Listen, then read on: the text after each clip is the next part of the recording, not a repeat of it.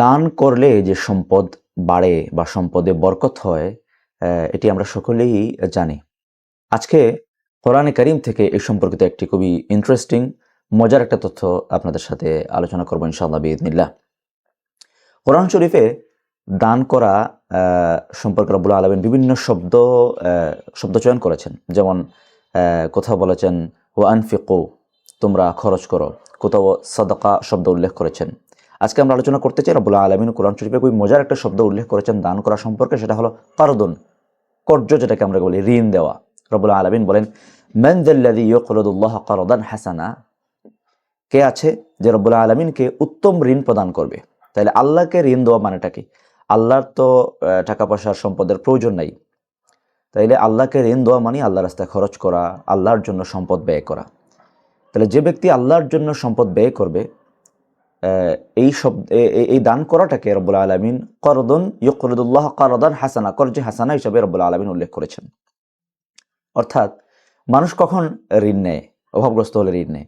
তো ঋণ, যে ব্যক্তি ঋণদাতা, ঋণ দেওয়ার সময় তিনি মনে করেন বা এটা বিশ্বাস রাখেন যে এই ঋণটা আমি ফেরত পাবো। আর যিনি ঋণ গ্রহণ করেন ওনারও মনে মনে সেই ইচ্ছা থাকে বা তিনি এই নিয়ত করেন যে এই ঋণটা আমাকে ফেরত দিতে হবে।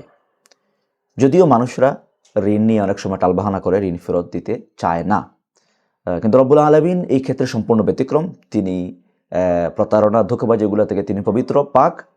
রব্বুল আলামিনকে যে ব্যক্তি ঋণ প্রদান করবে, অর্থাৎ আল্লাহর জন্য যে ব্যক্তি খরচ করবে, আল্লাহর জন্য সম্পদ ব্যয় করবে, আল্লাহ তাআলা বলেন ফায়ুদাইফাহু লাহু আদআফান কাসীরাতান। মানুষ ঋণ নিয়ে প্রতারণা করতে পারে, কিন্তু আল্লাহ রব্বুল আলামিন এগুলো থেকে যেহেতু পবিত্র, তিনি এই ঋণটাকে বহুগুণে বর্ধিত করে ফেরত দিবেন। অর্থাৎ আপনি সামান্য সম্পদও যদি আল্লাহর রাস্তায় খরচ করেন, আল্লাহর জন্য খরচ করেন, তাহলে আল্লাহ তাআলা আপনাকে সেটা বহু গুণে বাড়িয়ে, অনেক গুণ বর্ধিত করে বাড়িয়ে আল্লাহ তাআলা আপনাকে ফেরত দিবেন। আপনি এটা নগদ প্রতিদান পাবেন। এই জন্য রাসূলুল্লাহ সাল্লাল্লাহু আলাইহি ওয়াসাল্লাম বলেন যে মা নাকাসাত সাদাকাতুন মিন মালিন, যে ব্যক্তি সাদাকা করে তার সম্পদ কমে না। সম্পদ কমে না মানে কি? আল্লাহ তাআলা বাড়িয়ে দেন। তাহলে এই আয়াত থেকে আমরা এটা বুঝতে পারলাম।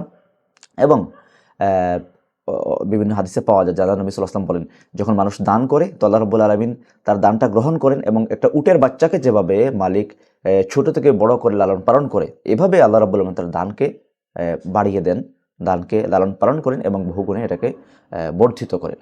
এই জন্য সম্মানিত দর্শক শ্রোতা মণ্ডলী, আমরা অনুরোধ করতে চাই যে আমাদের এমন কোনো দিন যেন না যায় যে আজকে দিনটা চলে গেলো, সকাল থেকে সন্ধ্যা, সন্ধ্যা থেকে রাত চলে আসলো, আমি সামান্য টাকা পয়সা, সামান্য কিছু সম্পদও আল্লাহর জন্য খরচ করতে পারলাম না, আল্লাহর রাস্তা দিতে পারলাম না, এমন যেন না হয়। প্রত্যেকটা দিন আমাদেরকে দান করতে হবে, সচ্ছল অবস্থায় দান করতে হবে, এমনকি অসচ্ছল অভাব অবস্থায় আমাদেরকে দান করতে হবে।